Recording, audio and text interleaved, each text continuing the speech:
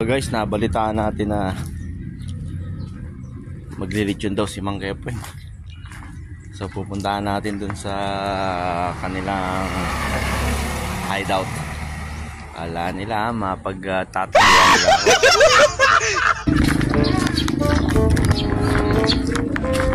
ako. Dito.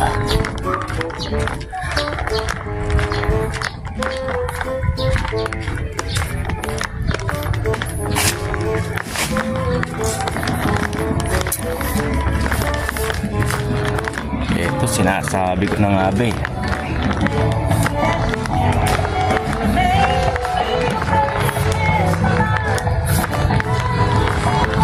Alaan nyo, mapagtataguan nyo ako ha.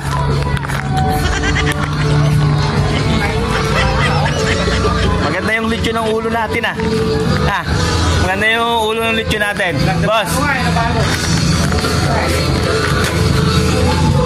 Akala mo, mapagtataguan mo ako pare ha. Ay, correct.